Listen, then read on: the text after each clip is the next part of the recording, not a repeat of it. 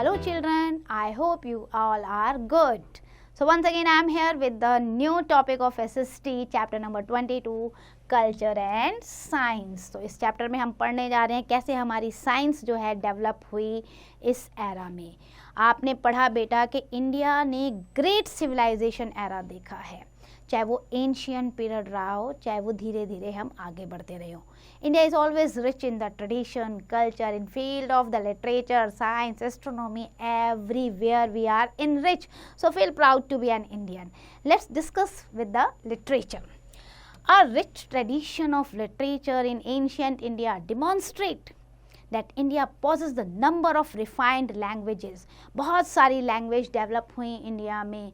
Literature जो ancient India का है वो बताता है कि हम कैसे रिलीजियस थे, and we find the different aspect of the life also. हमने धर्म को कैसे अपनी लाइफ के हर हिस्से से लिंक किया है। इवन हमारा धर्म ही नहीं, हमारी साइंस जो है वो भी हमारे धर्म की जड़ों से जुड़ी हुई है। Of course there is a little mention of history in our ancient book, लेकिन बेटा लिटरेचर तो स्ट्रॉन्ग रहा है इंडिया का। बहुत सारी किताबें आपने सुनी है, Puranas, Mahabharata, Ramayana, Jataka tale, Tripitaka, Angas, oh my God, so many books available in the ancient history. Puranas की बात करते हैं तो टोटल नंबर 18 पुराणास हमारे पास हैं। पौराणिक कथाएं हम सुनते हैं ना, इन पौराणिक कथाओं को, इन पुराणों को हमने 5 पार्ट्स में डिवाइड किया हुआ है। As far as history concern, the 5th part of them is very very important of Puranas part, क्योंकि इस पे जो है हमें बहुत ज़्यादा वैल्यूएबल नॉलेज मिलती है। Important Puranas from this view point are the Vishnu Puran, बहुत ही इंपॉर्टेंट है हमारे इन 18 में से। उसके बाद आपके वायु पुराण एंड देन मत्स्य पुराण, इनसे हमें बहुत ज़्यादा नॉलेज मिलती है। They cited the names of different dynasties. आप ध्यान से देखो इसको, पुरुष, Nandas, Mauryas, Kushanas, along with the names of towns, region, mountains, river, हर एक के बारे में इसमें डिपिक्ट किया गया है। पुराणास के बाद अगर आप देखोगे तो महाग्रंथों की भी कमी नहीं है इंडिया में। एपिक्स बहुत सारे लिखे गए हैं। एंशियंट इंडिया का Mahabharata was one of the famous and the Ramayana. Still now we are learning from Ramayana and Mahabharata, ये इसी पीरियड में लिखे गए हैं। They depict the life and society of those day in detail, but हम उनसे सीखते हैं कि हमें आज कैसे उन बुराइयों पे जो है हमें ओवरकम करना है और कैसे एक अच्छे समाज का निर्माण करना है। बुद्धिस्ट और जैन टेक्स्ट की बात अगर हम करें तो वो भी इंडिया में एम्पल अमाउंट में मिलते हैं। तृप्तिका, जिसे 3 बास्केट कहा जाता है, बुद्धिस्ट से रिलेटेड है, बुद्धिस्ट फिलॉसफी से। जताका टेल्स, जातक कथाएं जिन्हें कहा जाता है, इसी टाइम पे कॉम्प्रोमाइज़ हुई थी आपकी। And then after that many similar Jain text like Angas, वो भी हमें यहाँ पे मिलते हैं। बुद्धिस्ट और जैन टेक्स्ट के अलावा हमारे संस्कृत एंड अदर टेक्स्ट बहुत ही वैल्यूएबल हैं, और गुप्ता रूलर्स के टाइम पे तो संस्कृत लैंग्वेज आसमान को छू रही थी। It found the patronage of the rulers, क्योंकि संस्कृत को बढ़ावा दिया था इन रूलर्स ने, बहुत पैसा भी इस पे खर्च किया था। Sanskrit literature flourish during the ancient period. Buddhist scholars who use the Pali in the beginning, वो भी धीरे धीरे संस्कृत लैंग्वेज पे आ गए। You must have read about the Kalidasa. Kalidasa ने बहुत सारे प्ले लिखे थे, जिसमें मेघदूतम, रघुवंशम, अभिज्ञानम शकुंतलम फेमस, और आप ये कह सकते हो one of the fine work in the literature. अब आप देखो, in addition to all these अगर हम देखते हैं, बात करते हैं बेटा, तो number of works were written during this period. The Mudra Rakshasa, Vishakha Dutt ने लिखी थी ये बुक। अपार्ट फ्रॉम डैट आपका अमर कोशा बाय अमर किंग। पंचतंत्र, विष्णु शर्मा की जो कहानियाँ हैं बेटा, आज भी हम इंजॉय करते हैं।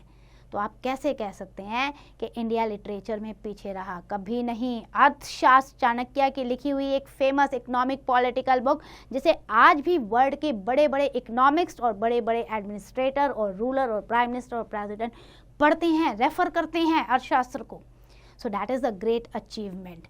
Apart from that, we are having the Tamil literature also. Sangam literature हमारा इतना जो है famous रहा है, चाहे वो social life पे हो, religious life, economic life, Tamil language and Tamil literature is also enriched. इसमें से famous आपके जो रहे सिलिपडिकम एंड आपका दूसरा आया मणिमेकाई. ये सारे जो हैं ये भी तमिल लिटरेचर हमारी इंडिया में बहुत अच्छे से डेवलप हुए. अब बात करते हैं लिटरेचर में. अगर इंडिया इतना इनरिच रहा है तो भाई योगदान तो रूलर्स का भी रहा है. Patronage of the literature bye rulers. चाहे कैसे भी फैक्ट रहे हों, कैसी भी लड़ाइयाँ रही हों, चाहे बहुत सारी प्रॉब्लम आई हों कि कैसे लिखना है, बार्क पे लिखना है, लीव्स पे लिखना है, क्लोज पे लिखना है, मैन्यूस्क्रिप्ट कैसे लिखे जाएं, लेकिन हर चीज़ को जो है बढ़ावा दिया है हमारे रूलर्स ने. उन्होंने इस पे पैसा लगाया है, इनकरेज किया है राइटर्स को to write them. Many of them were the man of letters themselves. ऐसा माना जाता था बहुत सारे तो ऐसे थे कि जिनके मुंह पे ही शब्द रखे रहते थे कि क्या लिखना है. They gave grants and assistant to the poets, writers, scholars. सबको इनकरेज किया है हमारे इंडियन रूलर्स ने इन डिफरेंट फील्ड, ताकि वो हर तरीके का लिटरेचर इंडिया में लिखें.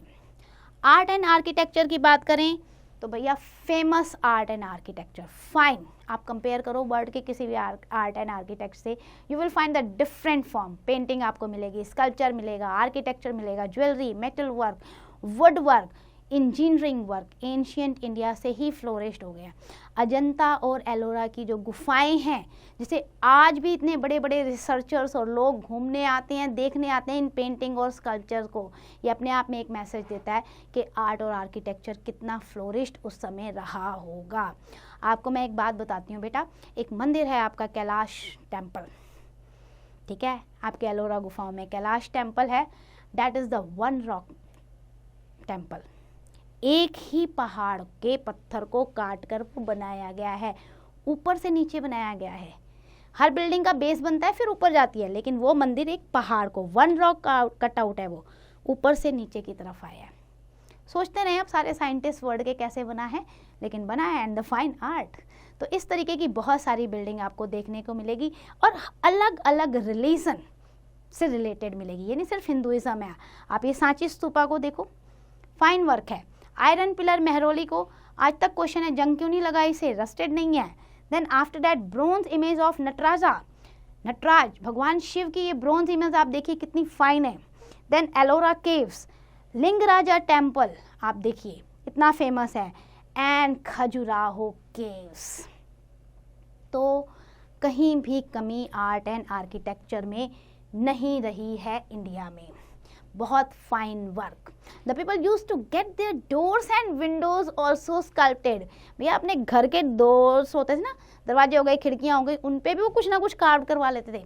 डिफरेंट पैटर्न्स, बहुत सारे टूल्स, बहुत सारे शो पीसेस जो है उस समय वुड में से बनाए जाते थे. तो कहने का मतलब ये नहीं, हम किसी एक मेटल को यूज़ नहीं करते थे कि हमने सिर्फ पत्थर को यूज़ किया या लकड़ी को. डिफरेंट मेटल हमें यूज़ करने आते थे.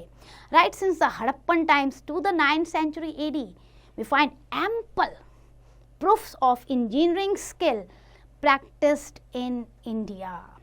चाहे वो कोई पिलर रहा हो, चाहे वो आपका कोई मेटल प्लेट्स रही हो, चाहे वो नटराजा की मूर्ति रही हो. Moving on to the science. Proud feel कीजिए बेटा कि इंडिया में हैं आप. साइंस की बात करें तो आप मेडिकल साइंस की कोई भी ब्रांच देख लीजिए, सारी इंडिया में डेवलप हुई हैं. Different ruler paid adequate attention in the progress of sciences during the ancient period. Mathematics, astronomy, medicine, metallurgy, technology, everything progress in the particular field. आपको पता है मैथमेटिक्स और एस्ट्रोनॉमी की अगर हम बात करते हैं तो सबसे पहले नाम किसका आता है? आर्यभट्टा जी का आता है, वराहमिहिर जी का आता है, जो कि रिस्पेक्टिवली फेमस मैथमेटिशियन और एस्ट्रोनॉमर रहे हैं. आर्यभट्टा ने अपनी एक बुक लिखी थी आर्यभट्टिया, जिसमें उन्होंने बताया था the earth which moves round the sun and not the other way round. बताओ, उस समय उन्होंने बता दिया था सोलर सिस्टम के बारे में. No one believed him. सबने कहा ऐसे ही बोल रहा है, बेवकूफ़ है, ऐसे कैसे अर्थ जो है घूम सकती है सन के चारों तरफ. उस समय बिलीव नहीं किया. उन्होंने ये भी कहा था that earth rotate on its axis. Earth घूमते हुए राउंड करती है, सीधे सीधे राउंड नहीं करती है. माना नहीं था लोगों ने, लेकिन आज देख लो वही आर्यभट्टिया थ्योरी चल रही है वर्ल्ड में। Even the Brihat Samhita is an encyclopedia of science written by Varahamihira. आप इतनी सारी इंसाइक्लोपीडिया पढ़ते हो ना, आप एक बृहत संहिता पढ़ लेना, आपको डिफरेंट ब्रांचेस ऑफ साइंस मिल जाएगी। Then these people could precisely calculate astronomical movement at that time। पहले बता देते यहाँ एक्लिप्स लगेगा, आज सोलर एक्लिप्स होगा या ल्यूनर एक्लिप्स होगा, इन सब की जानकारी, even the circumference of the earth भी इन्हें पता था। The concept of decimal system और जीरो, कहते हैं ना जब शून्य दिया मेरे भारत ने तब दुनिया को गिनती आई, ये वैदिक मैथ का पार्ट है जो इंडिया ने दिया। The positional value of digits was calculated by Indian. The Indian method of numeration was learned by the Arab traders etc. यानी कि अरब स्पेशली यहाँ आए थे इंडियन नंबर्स को सीखने के लिए, और जब उन्होंने ये सीखा और अपने नंबर के साथ मिलाया तो उसे क्या कहा गया? Indo Arabic system of numerals. Have a proud. Algebra की बात करते हैं, ओ my God, achievement step by step. owes its origin to the Indians and the Greeks. Geometry, it was used in making the sacrificial pot of the yajnas। तब geometry use की जाती थी। आज भी आप देखोगे ना पंडित लोग बनाते हैं ना ज्योमेट्रिकल शेप, कोई भी हवन करने से पहले तब से यूज़ होती थी ये ज्योमेट्री हमारी। मेडिसिन की बात करते हैं। Medicinal herbs used for the diagnosis and treatment of diseases in the ancient India। और मैं आपको एक बात और बताऊं बेटा, चरक्का एंड सुश्रुत, आपको नेम गिवन है यहाँ पे, चरक्का, सुश्रुत, धन्वंतरी, ग्रेट मेडिसिन में बहुत ज़्यादा ग्रेट थे। इवन चरक संहिता और सुश्रुत संहिता आपको बताती है कि सर्जरी कैसे करनी है। बेस्ट सर्जन भी हमारे चरक संहिता और सुश्रुत संहिता को जो है प्रेफर्ड करते हैं। आयुर्वेदा में तो हमारा कोई हाथ छीन ही नहीं सकता, और ना ही होम्योपैथ में। मेटलॉजिकल और टेक्नोलॉजी की बात करते हैं, जिसे अंग्रेजों ने बताया कि हम तो बिल्कुल प्रिमिटिव और बैकवर्ड हैं। आप देखिए Indian craftsman were adept at making alloys. हमें अलॉयज बनाने आते थे, हमने जिंक बनाया कॉपर को मिक्स करके, तो हमें मिक्सचर भी करना आता था। आयरन पिलर जो मेहरौली में है, जिसपे सबसे बड़ा क्वेश्चन आता है कि भाई ये रस्टेड क्यों नहीं होता, सारी जंग लग गई लेकिन इस पे जंग क्यों नहीं लगता, ये ग्रेट प्रूफ है enough of excellence of metal work that had been achieved in the ancient time. The pillar has not taken rust till now. Century has passed. The brass image of this period was to show this. So Indian jewelry बात करो, आप देखिए Indian jewelry एक से एक design, चाहे वो gold हो, चाहे सिल्वर हो, चाहे स्टोन हो, चाहे पर्ल्स के हों, हर तरीके की ज्वेलरी इंडिया में हड़प्पन सिविलाइजेशन से डेवलप्ड है। और विमेन तो in India, even the men also, they are very fond of jewellery. Number of pieces of jewelry belonging to the different places and periods we have found during the excavation।